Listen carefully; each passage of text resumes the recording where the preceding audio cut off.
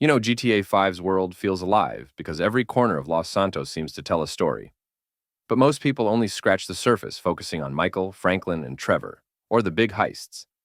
What if I told you there's a hidden layer of lore embedded in the smallest, seemingly insignificant NPCs, abandoned properties, and forgotten side streets?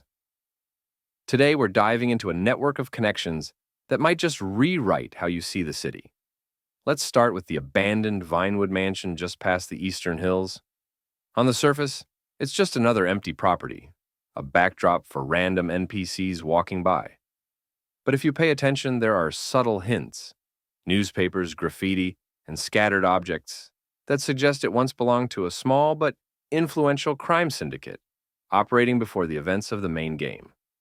Most players pass it by, thinking it's just scenery, but the positioning of this house, combined with its interior clues, matches NPCs, who later appear in seemingly unrelated missions. There's a theory that the mansion was the operational hub of a prequel criminal network that no one has explored in depth before. Now let's talk about those NPCs you always ignore, the ones at the back of alleyways or parked by convenience stores. Some of them carry subtle hints in their dialogue, gestures, or even their clothing patterns. For example, there's a street vendor near Davis Courts who, if you listen carefully, mentions small-time heists from years before the main story. He never appears in any mission, but cross-referencing him with graffiti tags and certain abandoned cars leads to a shocking connection. He's part of the same network, tied to that Vinewood mansion. It's like Rockstar left breadcrumbs for eagle-eyed players, linking the city's minor players into a secret underworld that predates the game's events. Next, the abandoned warehouses around La Puerta. Most players use them for random stunt jumps or missions that don't feel important.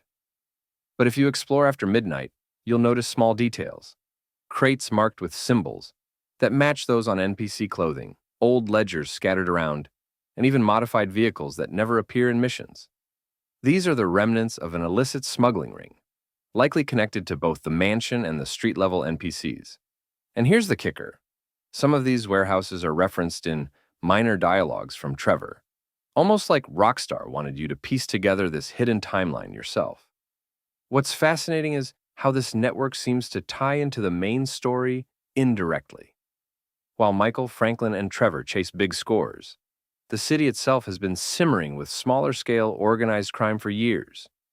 NPCs we dismiss as background noise are actually living proof that Los Santos had its own criminal ecosystem before the trio ever met. It's a layer of realism Rockstar rarely explains, but it's there if you dig. In fact, there's even a subtle connection to certain random events, like the armored truck robberies and street gang turf wars, which, when mapped out,